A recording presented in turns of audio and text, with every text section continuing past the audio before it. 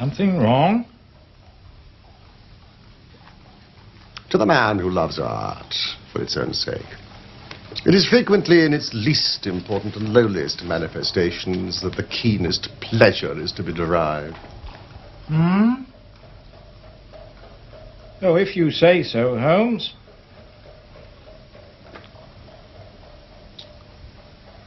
It is pleasant to me to observe, Watson, that you have so far grasped this truth, that in these little records of our cases which you have been good enough to draw up, and I am bound to say, occasionally embellished, that you have given prominence not so much to the many cause célèbres and sensational trials in which I have figured, but rather to those incidents which have given room for those faculties of deduction and logical synthesis, which I have made my special province. Kind of you to say so, Holmes. You have erred, perhaps.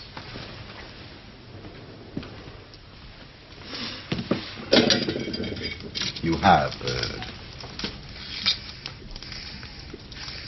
In attempting to put color and life into each of your statements, instead of confining yourself to placing upon record that severe reasoning from cause to effect, which is really the only notable feature about the thing.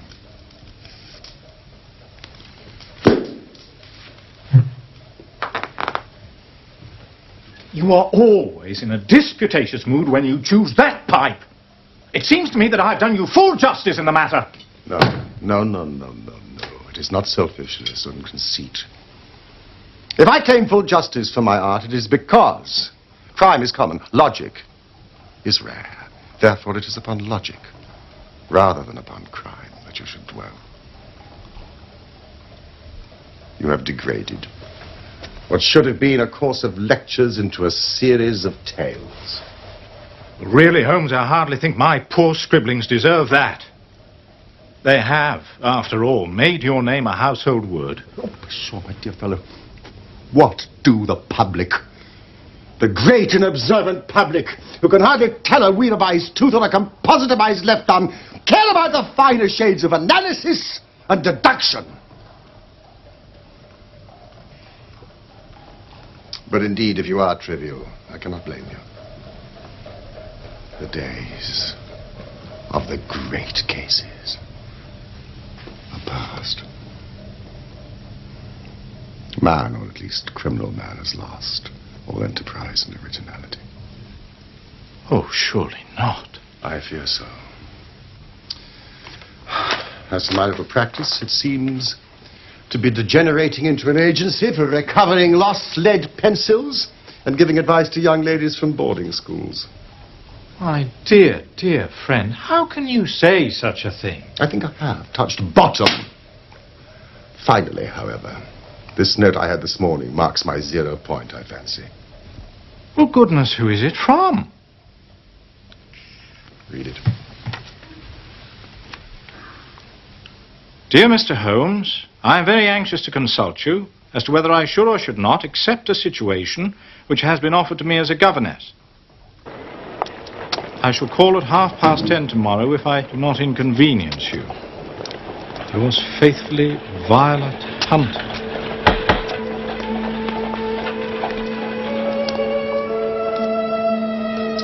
I must confess to being somewhat puzzled by the contents of your letter, Miss Hunter, since the matter on which you seek advice is somewhat outside my usual field of expertise. Yes, I'm aware of that.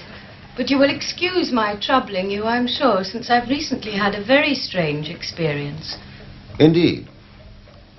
As I have no parents or relations of any sort from whom I could ask advice, I thought perhaps you would be kind enough to tell me what I should do.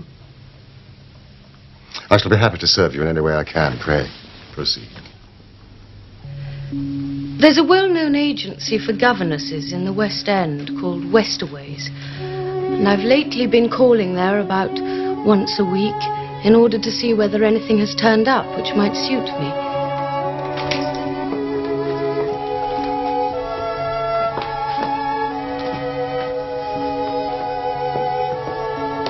It is managed by Miss Stoper. She sits alone in her own office, and the ladies who are seeking employment wait in the anteroom and are then shown in one by one when she consults her ledgers and sees whether she has anything which might suit them. Miss Green has been on our books for some years and has excellent references. In fact, were it not for the swift return to Kuala Lumpur of her present employer, who finds her most satisfactory, she would not be available today for your consideration.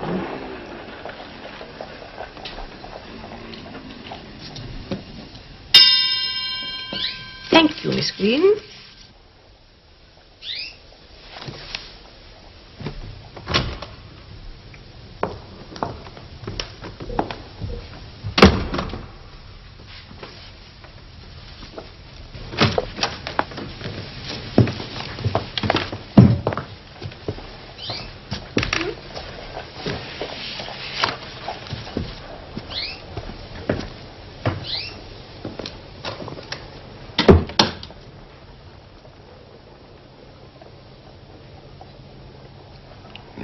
That will do.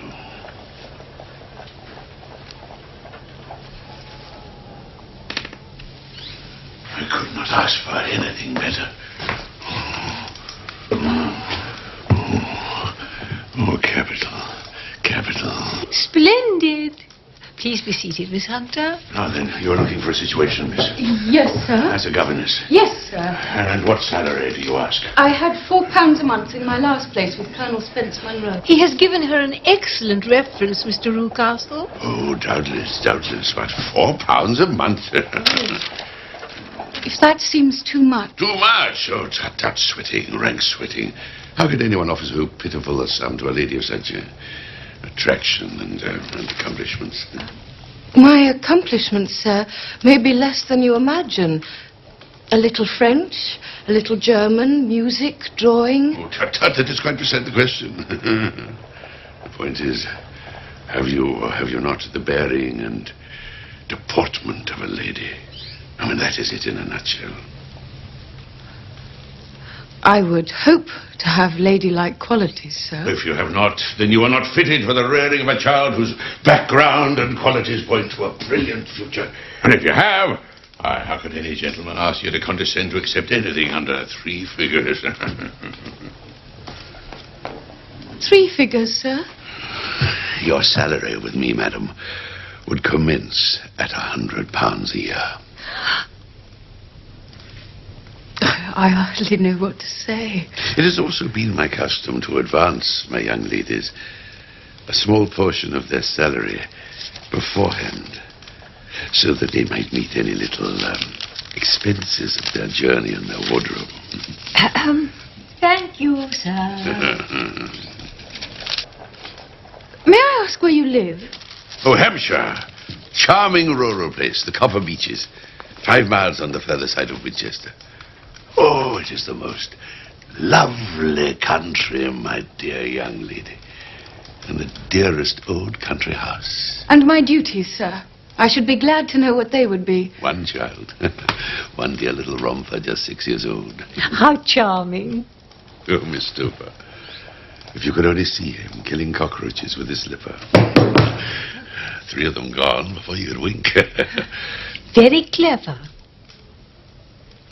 My sole duties, then, are to take charge of a single child? Oh, no. Not so, my dear young lady. Oh. What else, then? Well, your duty would be, as I'm sure your good sense would suggest, to obey any little commands that my wife might give. You said commands. Well, provided, of course, that they were such commands as any young lady might with propriety obey. You see no difficulty, eh? None. Whatsoever.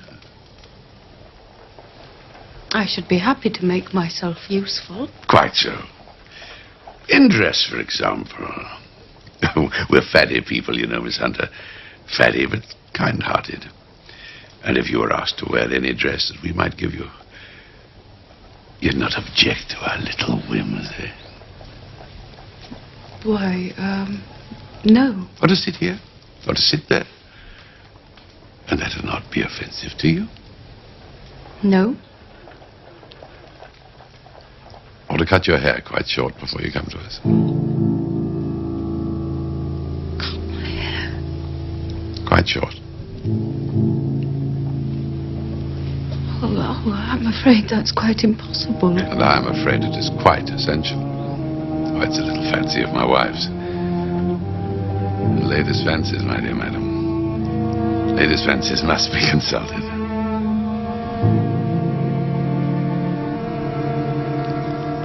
So you won't cut your hair? No, sir, I'm afraid I could not. Ah, well. It is a pity. Because in other respects you might have done very nicely. In that case, Miss Stoper, I'd best inspect some more of your ladies.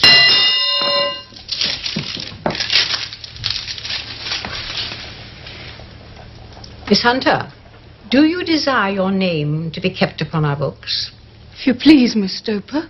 Oh, really? It seems rather useless. Since you refused the most excellent offer in this fashion, you could hardly expect us to exert ourselves to find another such opening for you. I'm sorry, Miss Stoper, but my Good hair... day, Miss Hunter. Now, why on earth should he want you to cut your hair? I don't know. A very strange fad. As you may observe, Mr. Holmes, my hair is somewhat luxuriant and a rather peculiar tint of chestnut. And most artistic, if I may so observe. It has been considered so.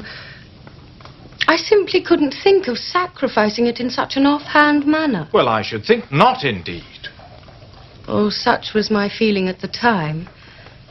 The next day I was inclined to think that I'd made a mistake. And the day after I was sure of it. When I received a letter from the gentleman himself. I have it here and I will read it to you. Dear Miss Hunter, Miss Stoper has kindly given me your address, and I write from here to ask whether you have reconsidered your decision. We are willing to give £30 a quarter or £120 a year, so as to recompense you for any little inconvenience which our fads may cause you. And your hair? He is insistent. As regards your hair, it is no doubt a pity, especially as I could not help remarking its beauty during our short interview. But I am afraid I must remain firm upon this point, and I only hope that the increased salary may recompense you for the loss. Will it? My mind's made up that I will accept the offer. I thought, however, that before taking the final step, I should like to submit the whole matter for your consideration. Well, my dear Miss Hunter, as your mind is already made up, the matter is settled. But if at any time you should find yourself in any doubt or danger... Danger? What danger do you foresee? It would cease to be a danger if we could define it. But at any time, day or night, a telegram will bring me down to your help. Then that is enough. I shall write to Mr. Rucastle at once and go down to Hampshire quite easy in my mind now. Oh, thank you.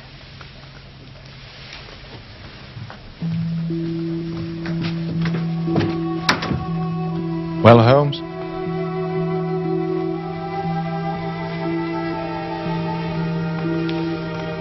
I should allow no sister of mine to accept such a situation.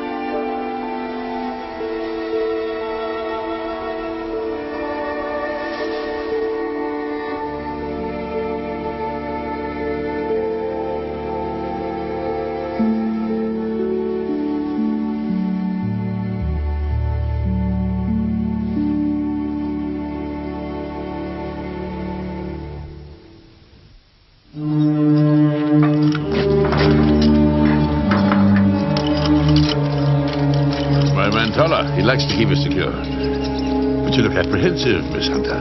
Not at all, Mr. Rucastle. Good, good.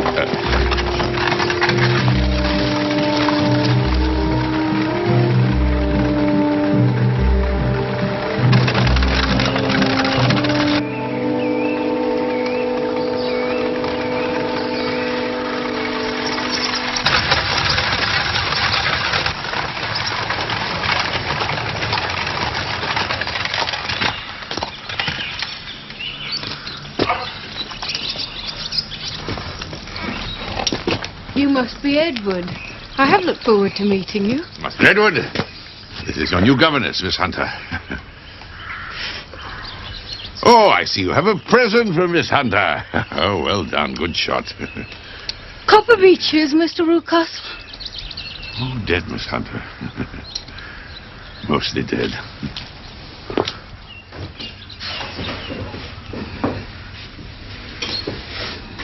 Here we are, then. Come in, come in. Oh, Mrs. Toller, this is Miss Violet Hunter, who is taking up the position of governess to Master Edward.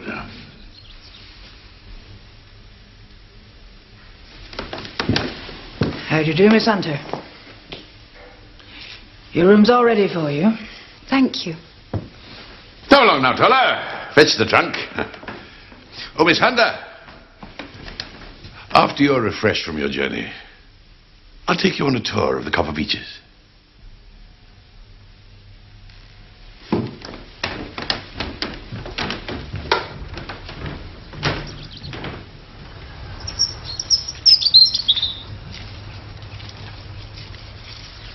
Premises are certainly extensive, Mr. Rucastle. Oh, yes.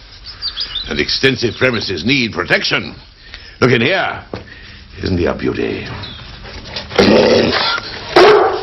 Don't be frightened, Miss Hunter. It's only Carlo, my mastiff. I call him mine, but in fact, Toller is the only man that can do anything with him. He lets him loose at night, and God help any trespasser he lays his fangs upon. We feed him once a day, and not too much then, so that he is always keen as mustard. Oh, for goodness sakes, Miss Hunter, under no pretext set foot across the threshold at night. It's as much as your life is worth. Come along.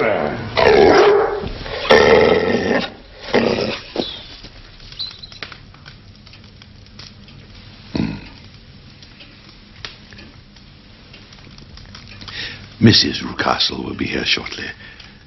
And she will tell you herself how delighted she is you are able to accept the situation.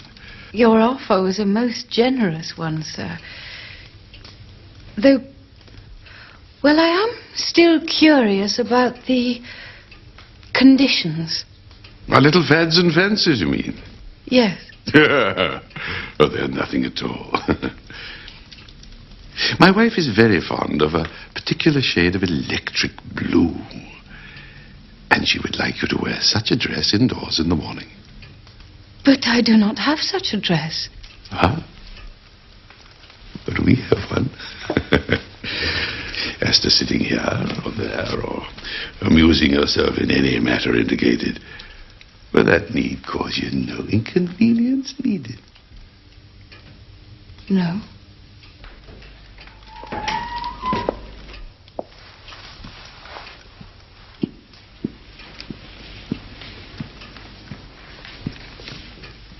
How do you do, Miss Hunter? I'm sorry I was not here to greet you. A slight indisposition. I trust you are feeling better now. Much better, thank you. I was just telling Miss Hunter about the blue dress. Yes. I think it would fit you very well.